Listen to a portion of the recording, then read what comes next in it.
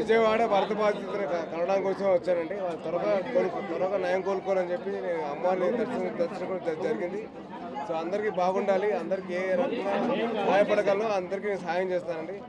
And అలాగే 2021లో ఈ వృద్ధాశ్రమం ఇంకా అనాథాశ్రమం కట్టించానండి, అమ్మ ప్రేమ ఆదరణ సంస్థ అని. సో వాళ్ళు నా కోసం యాక్షన్ అయినప్పుడు అందరూ నా కోసం ప్రే చేశారు, నా కోసం తొందరగా కోలుకోవాలని చెప్పి. సో అలాగే నేను వాళ్ళ కోసం నేను వచ్చానండి. నా బాధ్యతగా, నా రెస్పాన్సిబిలిటీగా నేను వచ్చి వాళ్ళందరినీ కలవడం జరుగుతుందండి.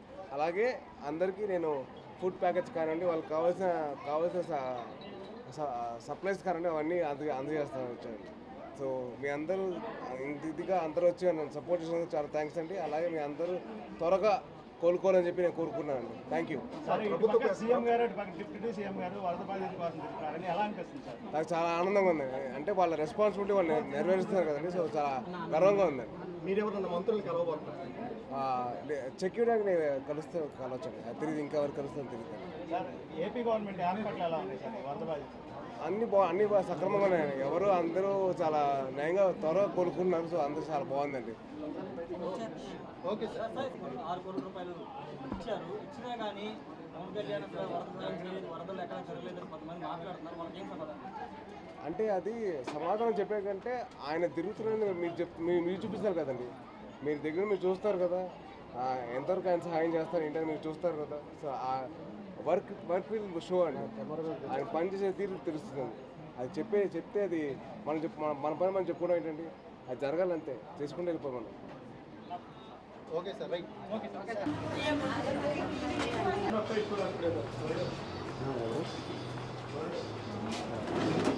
ఎలా జరిగింది, సాయిధరం తేజ్ గారు ఎంత రిలీఫ్ ఫండ్ ఇచ్చారు? అందరికీ నమస్కారం అండి.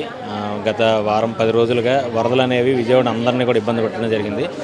ఆ బాధితుల్లో మేము కూడా, మన ఆశ్రమం మొత్తం కూడా ఉంది. ఏదైతే వంటగది, స్టోర్ రూమ్, వృద్ధులుండే ఆశ్రమం అంతా కూడా ఫస్ట్ ఫ్లోర్ అంతా కూడా మునిగిపోవడం జరిగింది.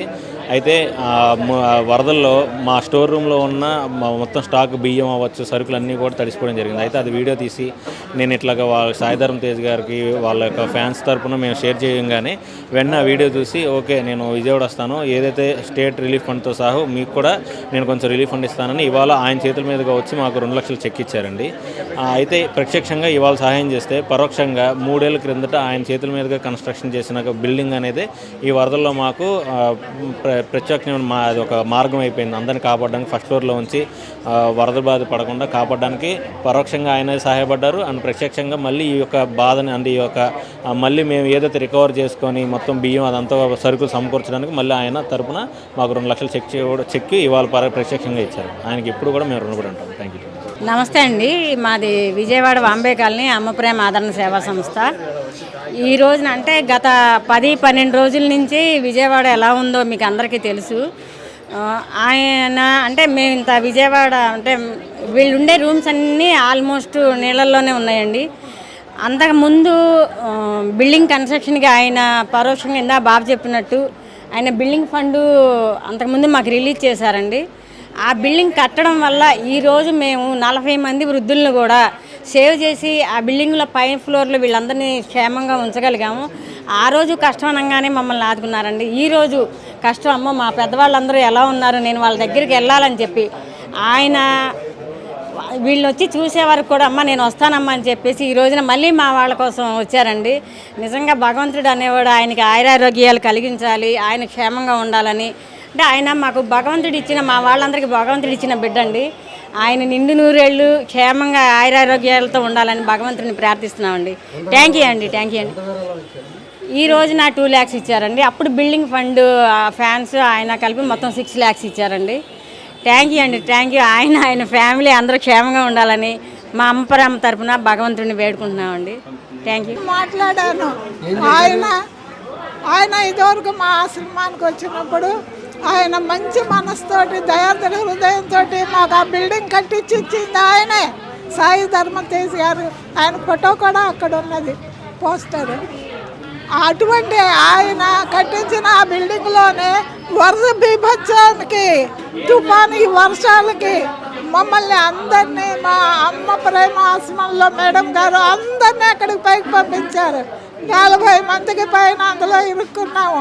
మా మేడం స్టవ్ తీసుకొచ్చి అక్కడే టీ చేసి ఇచ్చేది.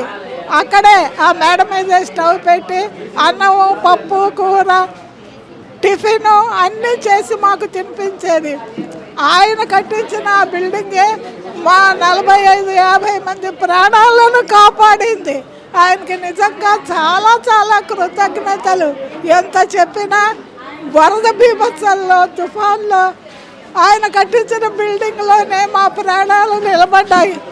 అదే ఆయనకి కృతజ్ఞతగా చెప్పాను. సార్, మీరు కట్టించిన దాంట్లోనే మా ప్రాణాలు నిలబడ్డాయి సార్ అని చెప్పాను. Really he is great. చాలా మంచివాడు అతను. అలాంటి సాయి ధర్మతేజ నిండు 100 ఏళ్ళు జీవించాలని, ప్రతిరోజు ఆరోగ్యంతో ఆనందంగా జీవించాలని, యాక్టర్గా మంచి గొప్ప పేరు తెచ్చుకోవాలని ఆయన ఆశీర్వదించాము. ఆయన వంటి ధర్మదాత లాంటి వాడు ఆయన మా ప్రాణాలు నిలబెట్టాడంటే 50 మంది ప్రాణాలు ఈ వరద బీభత్సంలో. It's not at all a joke. It's highly blessed by Sai Dharmateja. మేమందరం జీవించుకున్నాము. చాలా థ్యాంక్స్ అండి. సార్, మేము ఇక్కడికి వచ్చి 10 సంవత్సరాలు అయింది. ఇప్పటిదాకా మేము ఇటువంటి అసలు వరదలు అంటే ఏమిటో ఇప్పటిదాకా మాకు తెలియదు. ఇప్పుడు కళ్ళారా ప్రత్యక్షంగా మేము చూసాము. నిజంగా మా మేడం గారు ఉండబట్టి మేము చాలా సేఫ్గా ఉన్నాము.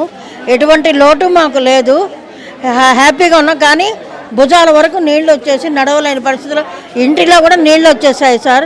బట్టలు అన్నీ పాడైపోయినాయి మావి. హ్యాపీ, కానీ మా మేడం గారి వల్ల మేము హ్యాపీగా ఉన్నాము సార్. అది ఈ సాయి ధర్మతేజ్ గారి వల్ల మేము సేఫ్గా ఉన్నాం. అది ఓకే ఉన్నాం సార్. అది సాయి ధర్మతేజ్ గారు సార్. ఒక్క నిమిషం సార్, ఇంకొక విషయం. సాయి ధర్మతేజ్ గారు నిండు 100 ఏళ్ళు ఆయురారోగ్యాలు ఐశ్వర్యాలతో తొలతూగాలని, ఆయన ఆరోగ్యం బాగా కోలుకోవాలని మనస్ఫూర్తిగా ప్రార్థిస్తున్నాం. నా పేరు ఎస్ఎల్ కామేశ్వరి అండి. మేము ఇది మర్చిపోలేని అనుభూతి అండి. ఇలా ఎప్పుడు మేము మా జీవితంలో ఇంతవరకు ఇలా మేము చూడలేదు, అనుభవించలేదు కూడాను. బాగా మాకు మోకాళ్ళ వరకు పైన నీళ్ళు వచ్చాయి. మాకు మేడం గారు తీసుకొచ్చి మేడ మీద తీసుకొచ్చారు, అందరినీ సేఫ్టీగా ఉంచారు. మాకు బాగా ఫుడ్ ఆ టైంలో ఫ్రూట్స్, ఫుడ్ చాలా బాగా అరేంజ్ చేశారు. పాలు ఇవ్వడం, పెరుగు పెట్టడం అన్నీ చాలా బాగా చేశారు. అందుకని ఆవిడ మాకు ఇంట్లో కుటుంబ సభ్యులాగే ఉన్నారు. కానీ మాకు ఇంకా ఏమీ అనిపించదు. ఆమె రుణం మేము తీర్చుకోలేము. నాగేంద్ర గారు కానీ మేడం గారు చాలా బాగా చేశారు. వాళ్ళు కష్టపడ్డారు, మమ్మల్ని ఎంతో సంతోషపెట్టారండి. మమ్మల్ని చాలా సంతోషపెట్టారు. మేము బాధల్లో ఉండి కూడా సంతోషంగా ఉన్నాము. అది అంతా వాళ్ళ చలవ దయానండి. చాలా